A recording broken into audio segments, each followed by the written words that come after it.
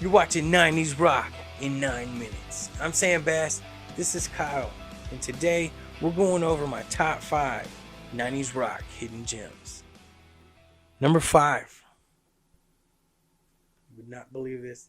Stabbing Westward. Psych! Hell no. Here. The trash can's right over there. Number 5 is, in fact, Methods of Mayhem with Tommy Lee. Oh, cool. Have you heard this? I mean, I liked Motley Crue a lot when I was a kid. Did you appreciate a couple of their songs, but I've heard of this, but I've never. This came out in the late 90s. It was like straight up, he wanted to hang with like the Korn, Limp Bizkit, Crew, Prodigy. The sound of the late 90s, like all of the coolest types of musics, they put into there. I feel like that gets overlooked when people think back on the 90s. Everybody forgets about that era. It's like, I think it's cool. I think it's bold and just it's something different. Did you see the tape? I mean, were you watching the porno tape? The Pamela Anderson thing. No, I thought she was kind of like a Barbie doll with like fake tits and and that Tommy Lee was kind of just this like chode kind of, I don't know, guy trying to like rectify his like broken career by having lots of tattoos and having sex with Pamela Anderson. I mean, I'll admit I'm not a huge fan of him or his wife, but I do appreciate some Motley Crue songs. I'm glad you cleared that up. I was wondering whether or not you were a fan. You're not. not. I'm not saying it's not good. I'm sure it could be very good. Yeah. Well, you know what? I didn't give it a chance back in the day. I was like, what? I was what any teenager would think back then was the dude from the porno tape. He's got a rock album, and he's working with Fred Durst. That's another thing. Fred Durst is on here. Snoop Dogg, Lil' Kim. I think what made the hype was him banging the out of Pamela Anderson on a boat and ringing the, horn of the boat with his dong. Did you see that part? See, that's right. You haven't watched that tape. I haven't watched that tape either. I don't even. It's just somebody told me about that. So you didn't have a late night, just you in the 90s, VCR, and a bootleg tape of Pam and Tommy, and you threw it in. I said, why is this lotion over here? So we've gone over a band where the singer was in a porno tape, Right. And now that brings us to number 4. It's actually Orgy, a band called Orgy. Yeah. I remember with Candy Ass. I've never heard I can't think of an Orgy song, but they were huge when they came out. You'd see their posters all over kids' rooms, and everyone was wearing an Orgy shirt. You remember Blue Monday? Yeah. The new Order. Yeah.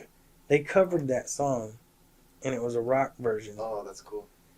It's really more like just, synthed out rock and roll. Yeah, like that. Yeah, because that polished. I mean, late 90s music to me compared to early 90s music it's more polished. It's not as raw as the Soundgarden and the Nirvana and the Alice in Chains. On a side note, I had a band and we did a cover of their cover of Blue Monday. Oh, cool. That's awesome. Yeah, it was me and this, well, to use your term from earlier, this chode on guitar, and then we had a drum machine.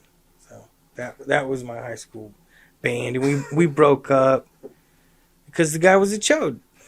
All right, number 3. You're either going to love this or you are going to fill your underwear. Sorry, I get to redo the cut. Crazy Town, The Gift of Game. Huh. Have you heard? No, I haven't heard it. I don't think I've even heard of Crazy Town. That song's like, come my lady, come my lady, you're my butterfly, sugar baby, sexy little thing. Give me sprung with your tongue ring. I think I know what you're talking about, and I might have even seen them do a video, like a live. It wasn't a video, it was them on the beach doing that song during some MTV Summer Jam. That makes total sense, and I think I did actually see that video. Did the lead singer have like short hair that was maybe bleached blonde or something and lots of tattoos? Yeah. Okay, yeah, I remember the butterfly line. It was actually pretty good. That's one of my favorite little eras of MTV, was the late 90s. It was always on a beach. It was always spring break, and you had some cool new band. Yeah. At the time, people would make fun of it, but hindsight, it was actually pretty cool. Yeah. Butterfly came out in 99 and blew up. And it used a sample of a Red Hot Chili Peppers song. Like just one of their random songs that didn't even, nobody even knows what it is. Every time I get into a band, I'm just like, you know what? I'm going to get into that band or get back into that band. Something happens and they pop up in the news. I was like, you know what? I'm going to go back to this. And because I liked some of the music and I was like, is this a good album all the way through? The answer is yes. This is awesome. Cool. And then right after that, they got in the news. They hadn't been in the news in 20 years. Turns out the singer, Shifty Shellshock, literally beat the other band member he has into a bloody pulp. My lord. That's Yeah. horrible. It was crazy. I think they were actually fighting that money. Wow. Yeah, they were fighting Like, about Aaron did money. video. He was like, "You didn't fucking pay me." Oh, yeah, that's right. So they were Yeah. fighting over money. To me, that More was money, more problems, as they say. that was just some street. That was the streets. There's people out there that are still like, yeah, crazy town. So get your act together, stop beating each other up, and go on tour. Number 2, and we're not talking about taking a huge, you know what I'm talking about, Static X. I've heard of them again. I just haven't heard. I can't think of a song. This is- But I've heard, I remember they were a popular band. This is Wisconsin Death Trip, Oh, cool. their album. There's them on the back. That's a great title for an album. Cool.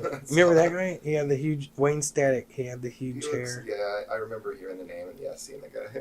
They had a song on the Bride of Chucky soundtrack Oh, back then, and I love Chucky and rock and roll, all that. I'm a '90s kid, and I remember hearing that on the radio, and I would tape that off the radio, and right after that they'd play a clip from the movie, and it would be Chucky saying something, and then I would record that, and then I'd run in my sister's room and play the Chucky's voice to her, and she'd be like, I'd scare her with Chucky. That's awesome.